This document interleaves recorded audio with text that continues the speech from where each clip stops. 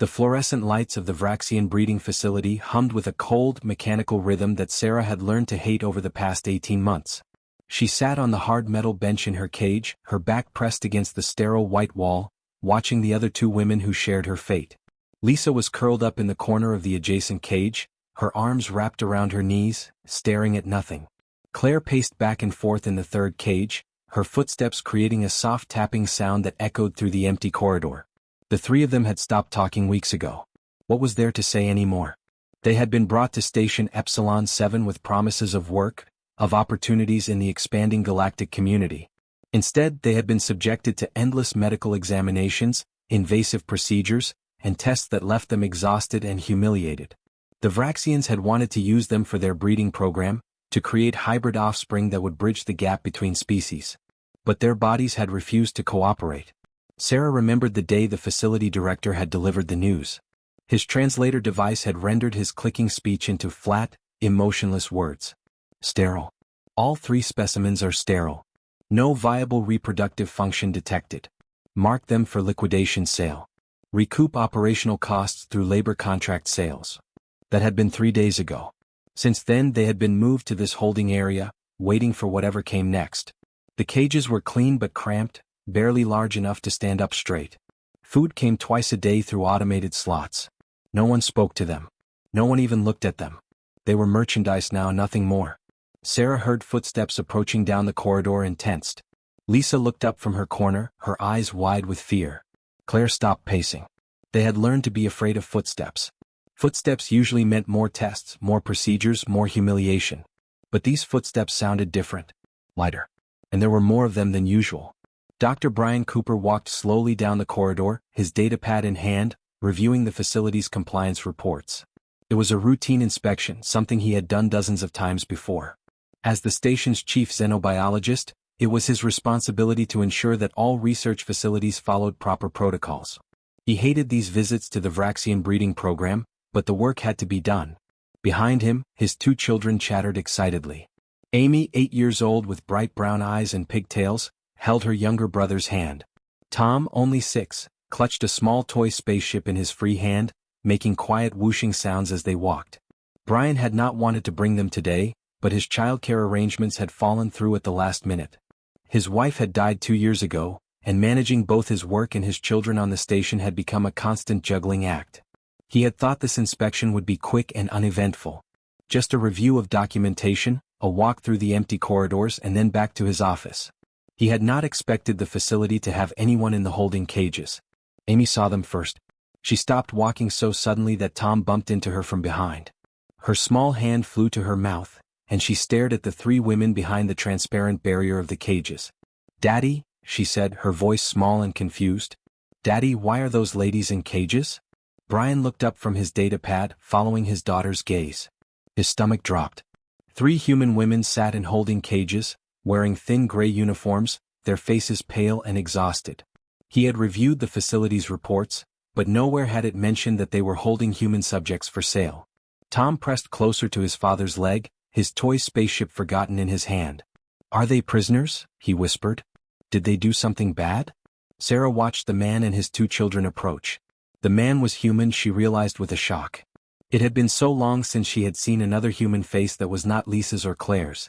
He was tall, maybe in his mid-30s, with dark hair and tired eyes. He wore a standard station uniform with scientific division markings. The 2 children with him looked up at the cages with expressions of confusion and concern. The little girl's question hung in the air. "Why are those ladies in cages?" Brian felt a cold anger rising in his chest.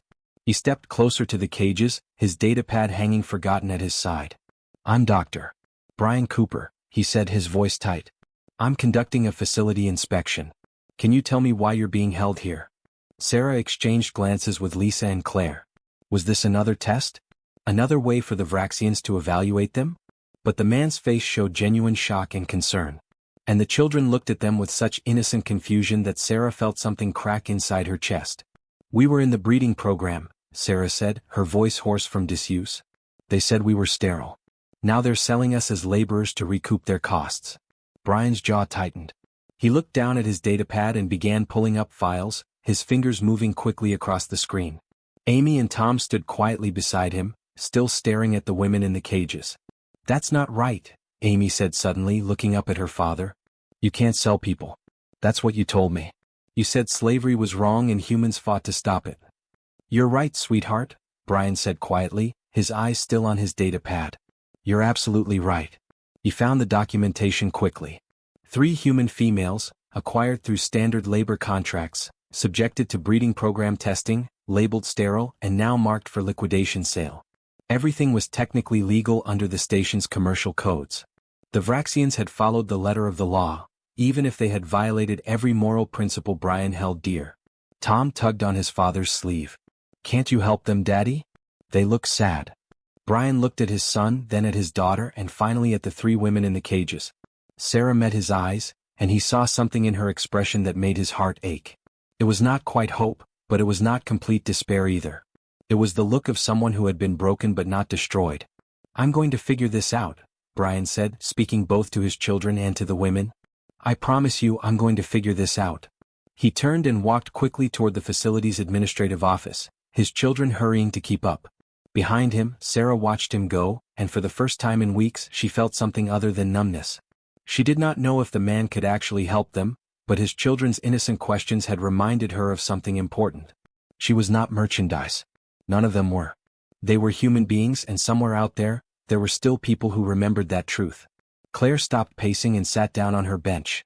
Lisa uncurled from her corner. The 3 women waited in silence, listening to the mechanical hum of the facility lights, and for the first time in a very long time, they waited with something that felt almost like hope. Brian spent the next 4 hours in the facility's administrative office, his datapad connected to the station's legal database, searching through contract law and labor regulations. Amy and Tom sat quietly in the corner, sharing a snack bar and speaking in whispers. They knew their father was working on something important. The Vraxian administrator, a tall creature with gray scales and multiple eye stalks, clicked impatiently as Brian scrolled through page after page of regulations. The translator rendered his speech in flat, mechanical tones. "Dr. Cooper, these contracts are standard merchandise liquidation. The specimens failed their purpose. We must recoup operational expenses. This is legal commerce." "They're not specimens," Brian said, his voice hard. "They're people. Human beings with rights. They sign labor contracts willingly. They belong to the facility until contracts are fulfilled or transferred. This is station law." Brian clenched his jaw. The Vraxian was right. Under the station's commercial codes, the women had signed contracts that gave the facility broad authority over their labor and activities. The breeding program had been disclosed in the fine print. And now that they were labeled as failures, the facility had the right to sell those contracts to recover costs. But there was a loophole. A small provision in the labor transfer regulations that Brian had almost missed. "What's the asking price for all 3 contracts?" Brian asked suddenly. The administrator's eye stalks swiveled toward him. "You wish to purchase? For what purpose? You have no breeding program registration. No industrial labor certification. I'm asking the price." The administrator tapped on his console, calculating.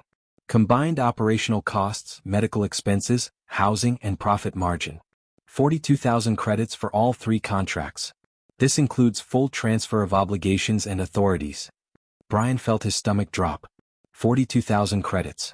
That was nearly everything he had saved over the past 5 years. It was the money he had been setting aside to take Amy and Tom back to Earth someday, to give them a chance to grow up on their home planet instead of this cold station at the edge of known space. He looked back at his children. Amy was watching him with those serious brown eyes, and Tom was clutching his toy spaceship. They had already lost their mother.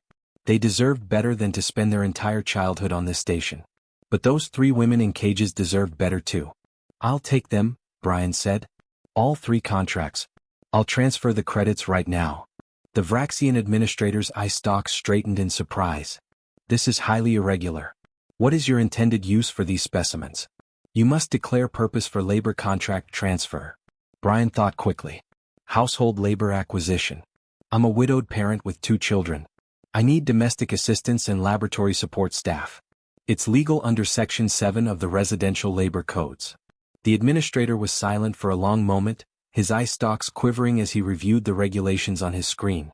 Finally, he clicked in what might have been reluctant agreement. "This is acceptable. Transfer credits and provide genetic authorization for contract binding." Brian's hands shook slightly as he processed the transfer. 42,000 credits. His entire savings gone in seconds. But as he watched the transaction complete, he felt no regret. Only a grim determination to make sure those women never felt like merchandise again. 20 minutes later, Brian led Sarah, Lisa, and Claire out of the facility, his children walking beside them. The three women moved slowly as if they could not quite believe what was happening. They had been released from the cages, given their few personal belongings, and told their contracts now belonged to Dr. Cooper. Sarah kept waiting for the trap. There had to be a trap. Men did not spend their life savings to buy three women out of breeding facilities without expecting something in return. She watched Brian carefully as they walked through the station corridors, noting the way he held his daughter's hand, the gentle way he spoke to his son. "Where are we going?" Lisa asked quietly. It was the first time she had spoken since leaving the facility. "My quarters," Brian said. "They're not big, but there's enough room. We'll figure out the details once we get there." His quarters were located in the residential section of the station, a modest three-room unit that showed clear signs of a single father struggling to keep up with housework.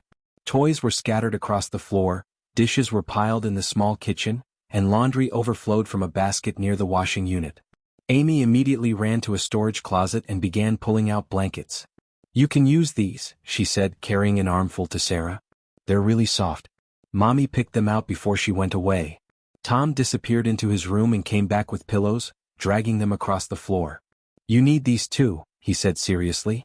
Brian cleared off the couch and pulled out 2 sleep mats from another closet.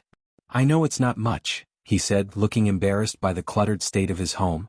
"The couch folds out and these mats are actually pretty comfortable. We'll make it work for tonight and tomorrow we can figure out better arrangements." Claire stood frozen in the doorway, staring at the domestic chaos. It was so normal. So human. After 18 months of sterile white walls and cold metal, this messy lived-in space felt almost unreal. Brian walked to the kitchen and began pulling out food. "You must be hungry. Real food, I mean. Not whatever the facility was feeding you." He set out bread, cheese, fruit, and a container of leftover pasta. "Help yourselves to anything. Amy, Tom, can you get our guests some water?" The children rushed to help, carefully filling glasses and carrying them to the women. Sarah took the glass Amy offered her, her hands trembling slightly. The little girl smiled up at her, and Sarah felt tears burning at the corners of her eyes. "Thank you," she whispered. Brian waited until the three women had sat down, until they had food in front of them, until his children had settled on the floor to play quietly. Then he pulled up a chair and sat facing them, his expression serious. "I need you to understand something," he said quietly. "I bought your contracts because it was the only way to get you out of that facility. But I don't own you. I don't believe anyone can own another person. You're free to leave whenever you want. You can walk out that door right now if you choose to." Sarah, Lisa, and Claire exchanged glances. Had to be a trick. Had to be. "If you stay," Brian continued, "I can offer you safe housing here. I can offer you legitimate work in my research lab. I'll pay you a fair wage and we'll work on getting your contracts legally nullified. It might take time, but we'll do it right." He paused, his tired eyes moving from one woman to the next. "You're safe here for as long as you need. That's a promise." Lisa was the first to break. She covered her face with her hands and began to cry, her shoulders shaking. Claire reached over and gripped her arm. Sarah just stared at Brian, searching his face for any sign of deception. "Why?" Sarah finally asked. "Why would you do this? You don't know us. You spent everything you had." Brian glanced at his children, who were watching quietly from the floor. "Because Amy asked the right question. Why were those ladies in cages? And I couldn't come up with a good answer. Because there isn't one." He stood up and moved toward the kitchen. "Get some rest. We'll talk more in the morning. For tonight you're safe. That's all that matters." As Brian helped his children get ready for bed, Sarah sat on the couch holding her glass of water, unable to drink. Lisa had stopped crying and was slowly eating a piece of bread. Claire stared at the blankets Amy had given them, running her fingers over the soft fabric. None of them spoke. But for the first time in 18 months, they felt something they had almost forgotten existed. They felt human again. The first week was the hardest. Sarah, Lisa, and Claire moved through Brian's quarters like ghosts, speaking only when spoken to, eating sparingly, and sleeping in shifts as if they still expected something terrible to happen.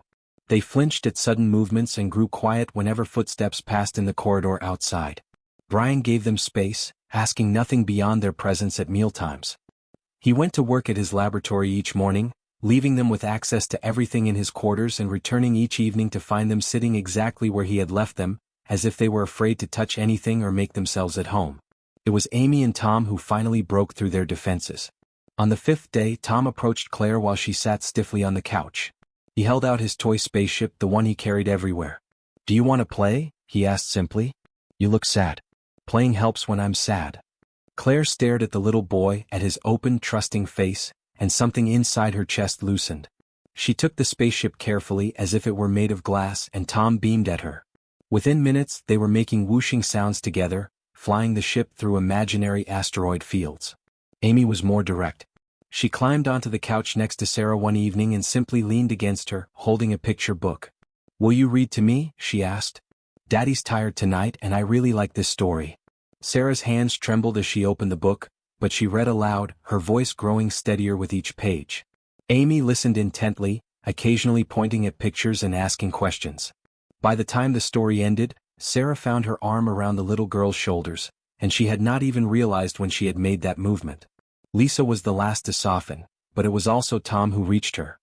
He had noticed that she always sat in corners, always positioned herself where she could see all the exits. One morning he brought her his favorite blanket, the soft blue one with stars on it. "This is my safety blanket," he explained seriously. "Daddy says it's okay to need something that makes you feel safe. You can borrow it if you want." Lisa took the blanket, and for the first time since arriving she smiled. It was a small smile, barely there, but Tom noticed and grinned back at her. By the second week, Brian felt comfortable suggesting they visit his laboratory. "No pressure," he said over breakfast. "But I could use some help with a few projects and it might be better than sitting here all day. Only if you want to." The laboratory was located in the station's research sector, a clean, well-organized space filled with microscopes, computers, and specimen tanks containing various alien organisms. Brian worked in xenobiology, studying how different species adapted to space station environments. Sarah walked directly to a malfunctioning environmental control panel and studied it with focused attention. "This regulator is miscalibrated," she said, the first time she had spoken without being asked a question first. "The flow sensor is giving bad readings.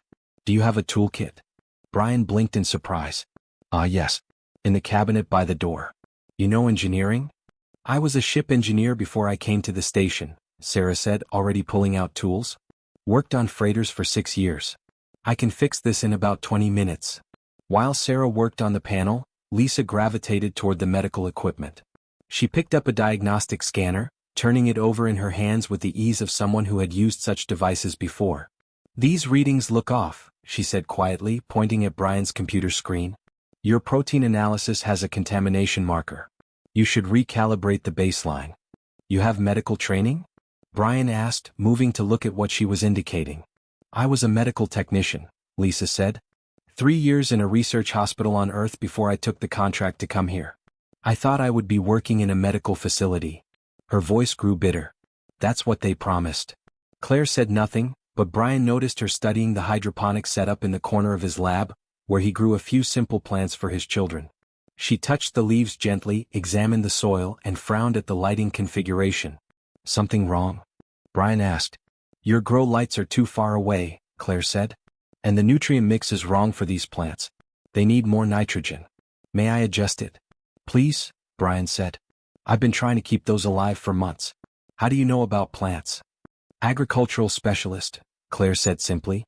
"I grew up on a farm colony. Worked in station hydroponics before the Vraxians found me." She paused, her hands gentle on the plant leaves. "I miss growing things." Brian looked at the 3 women, really looked at them for the first time. An engineer. A medical technician.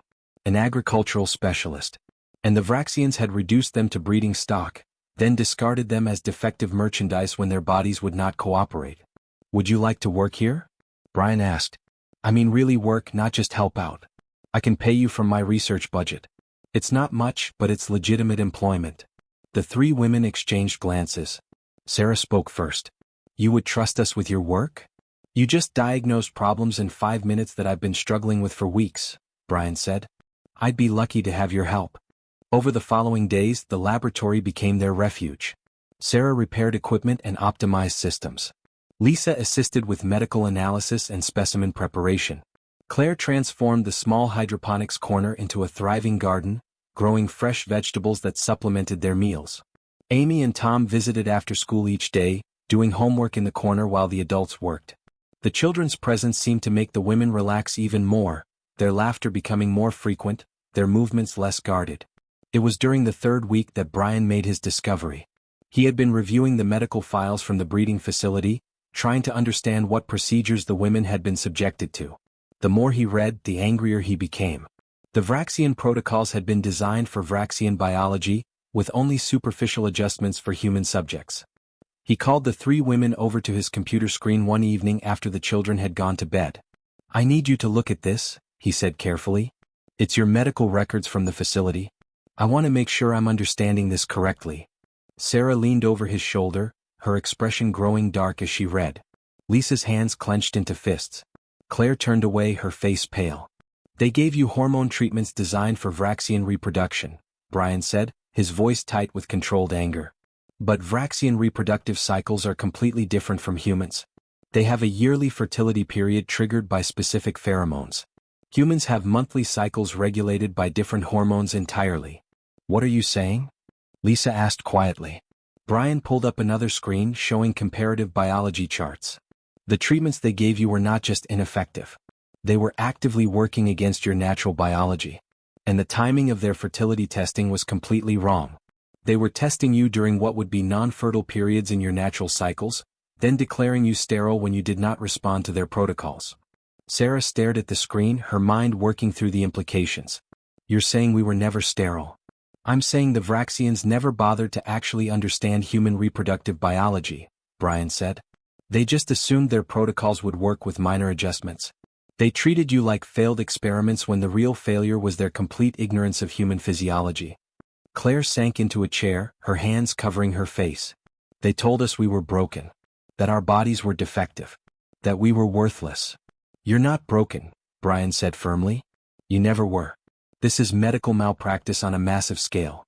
They had no business running a breeding program with species they didn't understand." Lisa was crying quietly, and Sarah put an arm around her shoulders. The three women stood together, processing this revelation.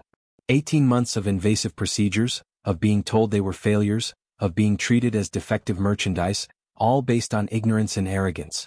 "Can you prove this?" Sarah asked finally. "Can you document what they did wrong?" Brian nodded. "I already started. Every procedure is documented in your files. Every test, every treatment, every assessment. It's all there. And it's all wrong." "What do we do with this information?" Claire asked. Brian saved his analysis and backed it up to 3 different secure locations. "First, we make sure this evidence is protected. Then we decide how to use it. But one thing is certain, those Vraxians don't get to call you defective ever again. And they don't get to do this to anyone else." That night, Sarah, Lisa, and Claire talked until dawn, sitting together in Brian's quarters while he slept in the next room with his children. They had spent so long believing they were broken, accepting the Vraxians' judgment as truth. Now they knew different. They were not broken. They had never been broken. And that changed everything. Brian should have known the Vraxians would find out. He had been too focused on his research, too caught up in documenting their mistakes, and not careful enough about who might be monitoring his laboratory systems. The breeding facility had access to all medical research conducted on the station, and someone had flagged his analysis of the women's files. The message arrived on his datapad during breakfast on a Tuesday morning. It was from the facility director, marked urgent and copied to station legal authorities. Brian read it 3 times, his coffee growing cold in his hand, while Sarah, Lisa, and Claire watched his face grow pale. "What is it?" Sarah asked finally. Brian set down the datapad carefully as if it might explode. "The facility knows about my findings. They're claiming I've invalidated the sterility diagnosis. They want you back." The room went completely silent. Even Amy and Tom stopped eating, sensing the sudden tension in the air. "Back?" Lisa whispered. "They can't. You bought our contracts." "They're invoking a quality guarantee clause," Brian said, his voice tight. "Apparently, if purchased merchandise is later found to be misrepresented, the original seller can reclaim it and refund the purchase price. They're saying you were sold as sterile laborers, but my research proves you're not sterile, therefore the contracts are void." Claire stood up so fast her chair fell backward. "We're not merchandise. We're not property that can be reclaimed like a broken appliance. I know that, Brian said. But the station operates under commercial law. And technically they have a legal argument. Sarah's mind was racing. 18 months in that facility had taught her how to think strategically, how to find weaknesses in systems designed to control her. What do they really want? They called us failures. They were happy to get rid of us. Why bring us back now? Brian pulled up the message again and read through the legal language. They're claiming you represent valuable breeding stock now that the sterility diagnosis is invalidated. They want to resume the program with corrected protocols. He looked up at the three women, his expression grim. You proved I was right about their incompetence. Now they think they can fix their mistakes and succeed where they failed before. No, Lisa said, her voice shaking. No, I won't go back there. I can't. Amy climbed down from her chair and hugged Lisa's leg. You don't have to go anywhere. Daddy won't let them take you. But Brian was already calculating their options and none of them looked good. The station authorities would enforce the commercial codes. If the facility had legal standing, security would come to his quarters and remove the women by force if necessary. He could fight it in court, but that would take months and the women would be held in custody during the proceedings. We need a different approach, Sarah said, watching Brian's face. Legal arguments won't work fast enough. What else can we use? Brian thought about the evidence he had compiled. Medical malpractice, violations of testing protocols, treatment procedures that ignored basic biology. But would that be enough to override commercial contract law? The facility could argue they had made good faith mistakes and were now trying to correct them. We need to show pattern and intent, Brian said slowly. Not just incompetence but actual harm. Sapient rights violations. If we can prove they knowingly mistreated you, that changes everything. They did knowingly mistreat us, Claire said bitterly. Every day for 18 months. But can we prove it? Brian asked. Documentation, recordings, anything concrete? The three women looked at each other. Most of their time in the facility had been spent in isolation. The Vraxians had not allowed them to keep personal devices. Any recordings would have been made by the facility itself, and those would never be released. Tom had been playing quietly with his toy spaceship during the conversation, but now he looked up. Like my recording? He asked innocently. Everyone turned to look at him. What recording, buddy? Brian asked. From dinner last week, Tom said. When Sarah was telling the stories. I was making a video message for Grandma, and I forgot to turn it off. It recorded the whole dinner. Brian's heart began to race. You recorded dinner? Do you still have it? Tom nodded and ran to get his small personal tablet, the one Brian had given him to stay in touch with family back on Earth. He pulled up his video files and there it was, a 70-minute recording from the previous week. Brian remembered that dinner. It had been a particularly good evening with everyone relaxed and talking freely. The women had shared stories about their experiences in the facility, describing procedures and treatments in detail. At the time, Brian had simply listened and offered comfort. Now he realized they had been documenting evidence. He played the video. The audio was clear, picking up their voices perfectly. Sarah described being strapped to an examination table for hours during painful procedures while Vraxian technicians ignored her protests. Lisa talked about being injected with drugs that made her violently ill, with no medical care provided afterward. Claire spoke about being isolated for weeks as punishment when she refused to cooperate with testing. The video also caught the children's reactions. Amy asking questions about why the Vraxians had been so mean. Tom offering his blanket when Lisa started crying. The innocence of the children's responses made the women's stories even more powerful. This is it, Brian said quietly. This is what we need. Over the next 2 hours, Brian worked frantically. He compiled his medical analysis, added the video recording and cross-referenced everything with galactic sapient rights conventions. The breeding facility had violated at least 15 different provisions designed to protect sentient beings from exploitation and abuse. He was still working when station security arrived. There were 3 officers, led by a Vraxian enforcer who handed Brian an official notice. Dr. Cooper, we are here to retrieve property belonging to the Central Breeding Facility under Commercial Reclamation Statute 472.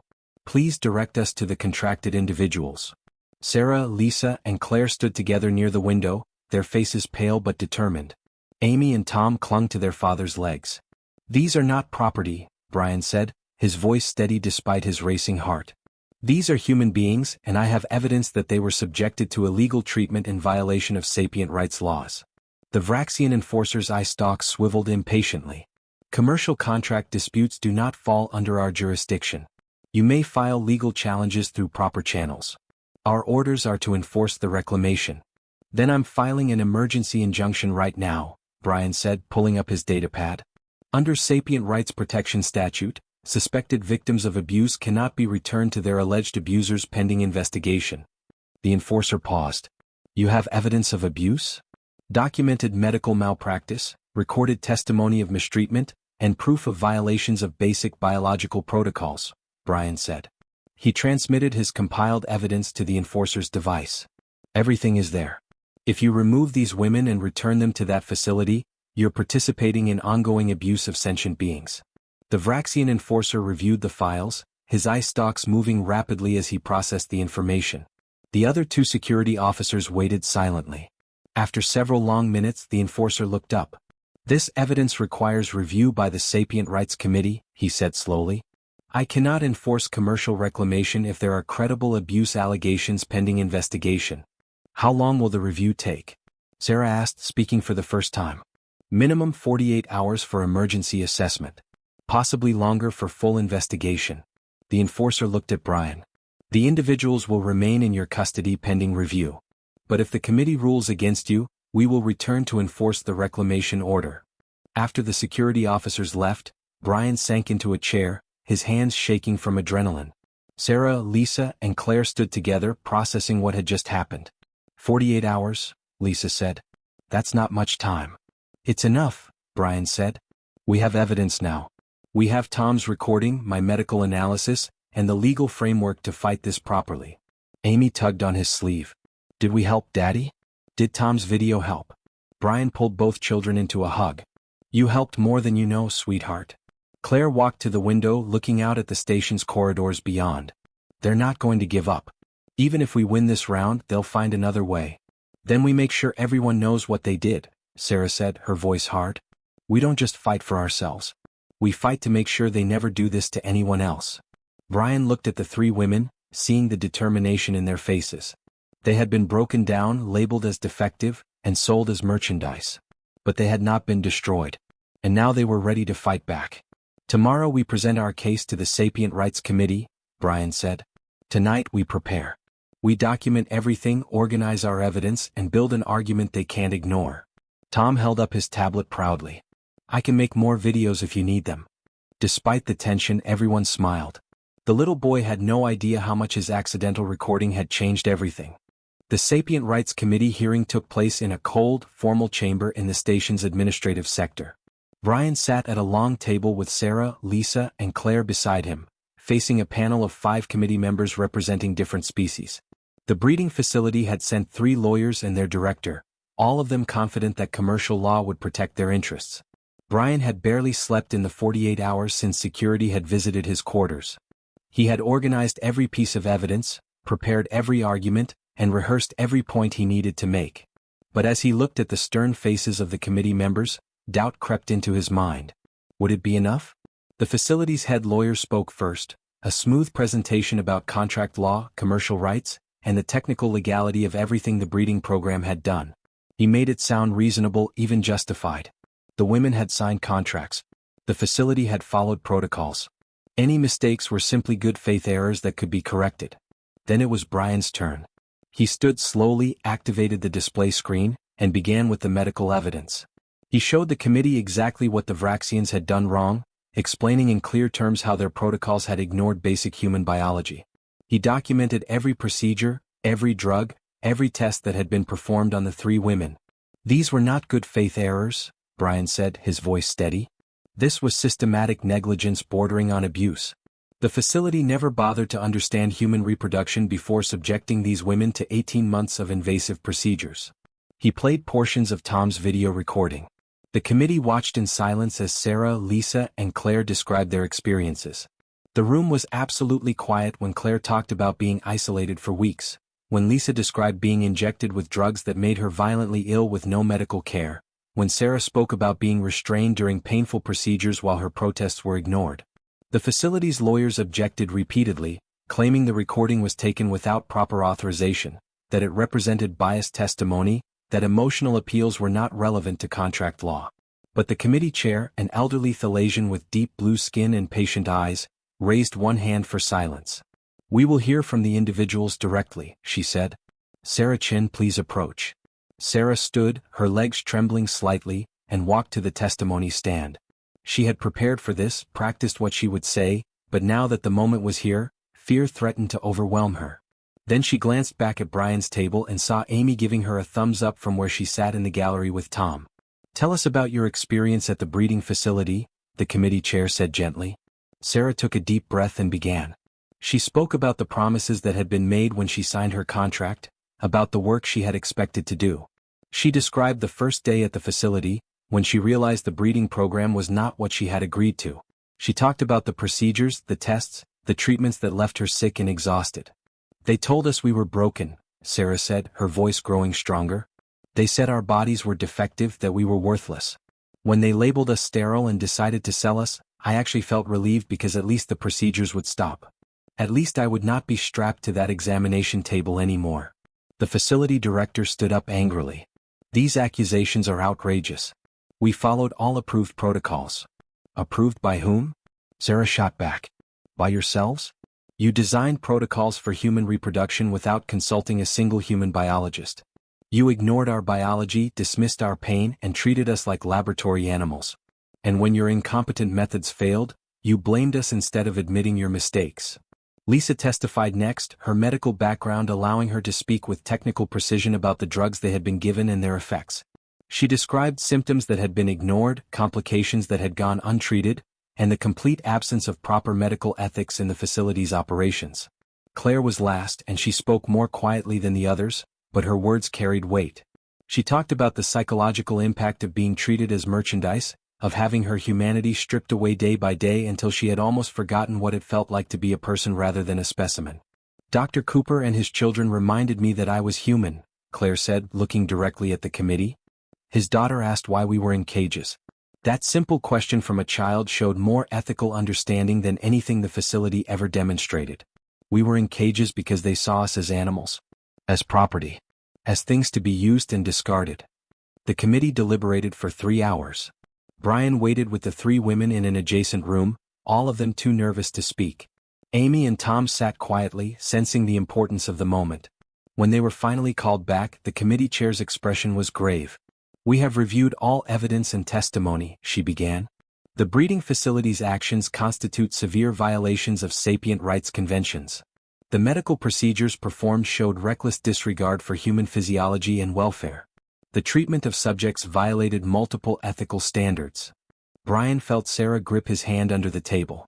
"Furthermore," the chair continued, "the facility's attempt to reclaim these individuals after labeling them as sterile demonstrates they view them purely as economic assets rather than sentient beings.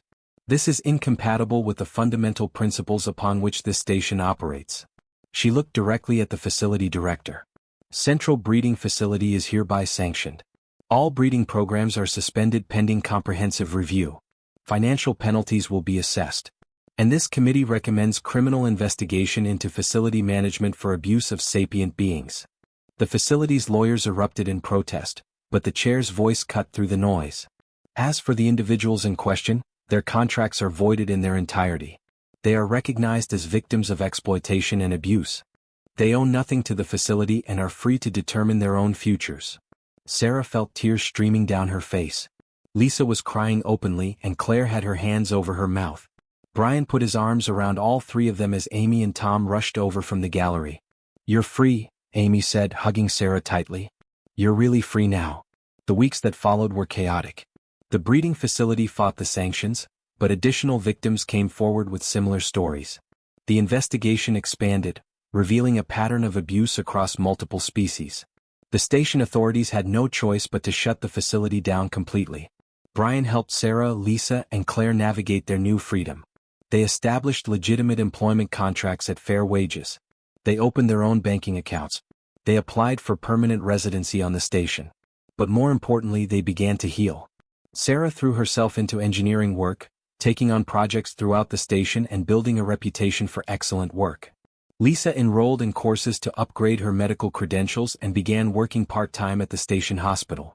Claire transformed Brian's small hydroponics corner into a thriving garden and started consulting with other residents about growing food in space. 6 months after the hearing, Brian received an unexpected message. A small research station at the edge of a newly opened sector was looking for a scientific team. They needed a xenobiologist, an engineer, a medical specialist, and someone with agricultural expertise. The position came with family housing and excellent funding. Brian showed the message to Sarah, Lisa, and Claire that evening over dinner. "It's a real opportunity," he said. "Independent research away from all the politics here. We could build something new." "We?" Sarah asked, raising an eyebrow. "Well, I mean if you wanted to," Brian said, suddenly awkward. "I thought maybe we could apply as a team. But you're all free now. You can go anywhere, do anything." The three women looked at each other, something unspoken passing between them. Then Claire smiled. "Where else would we go? This is home now." "You're stuck with us," Lisa added. "Someone has to keep you and these kids organized." They submitted their application as a team, and 3 weeks later, they received acceptance. The whole station seemed to turn out to see them off when they departed for the new outpost. Former victims of the breeding facility thanked them for exposing the truth. Other researchers wished them well. Even some Vraxians approached to apologize for what their species had done. The new research station was small but well-equipped, with living quarters that were actually designed for families. Sarah immediately started optimizing the systems. Lisa set up a proper medical bay. Claire began planning extensive hydroponics gardens. Brian organized his laboratory, excited about the research possibilities. Amy's 9th birthday arrived 2 months after they settled in. They celebrated in their new common area, which Claire had decorated with flowers from her gardens. The cake was slightly lopsided because none of them were great bakers, but Amy declared it the best birthday ever. Brian stood in the doorway watching the scene unfold. Sarah was on the floor with Tom, showing him how to build a simple circuit board, patiently explaining each component. Lisa sat at the table with Amy, helping her with math homework and making it fun with silly examples. Claire was in the kitchen, humming softly as she prepared dinner, occasionally calling out to ask if anyone had preferences. It looked like a family. It felt like a family. He thought about the day he had walked into that breeding facility with his children and seen 3 women in cages. He had spent his entire savings to buy their contracts, money he had been saving for years to take his kids back to Earth. At the time, it had felt like a reckless decision made in the heat of emotion. Now he understood it had been the best decision of his life. Sarah looked up from the circuit board and caught him watching. She smiled, and in that smile was everything that had changed over the past months. The fear was gone. The wariness had faded. In its place was confidence, happiness, and something that looked a lot like belonging. "Dinner's almost ready," Claire called out. "Brian, can you set the table?" "Dad, look what Sarah showed me." Tom held up his circuit board excitedly. "It lights up." "Very cool, buddy," Brian said, moving to help with the table. Amy finished her homework and ran to help Claire with the dinner plates. Lisa was telling a funny story about a patient at the hospital. Sarah was explaining to Tom how to make the circuit flash in different patterns. This was his family now. Not in the traditional sense, but in all the ways that mattered. They had been brought together by tragedy and injustice, but they had chosen to stay together. They had built something real and good from broken pieces. That night, after the children were asleep and the dishes were cleaned, the 4 adults sat together in the common area, talking quietly about their plans for the research station. "I never thanked you properly," Sarah said suddenly. "For what you did. For spending everything you had to get us out of there." "You've thanked me 100 times, Brian said. "Not enough," Lisa added. "You gave us our lives back." Brian shook his head. "You did that yourselves. I just opened the door. You're the ones who walked through it and kept going." "We all saved each other," Claire said softly. "That's what families do." And in that moment, in their new home at the edge of explored space, that unlikely family of 5 understood that sometimes the people who save you are the ones you end up saving in return.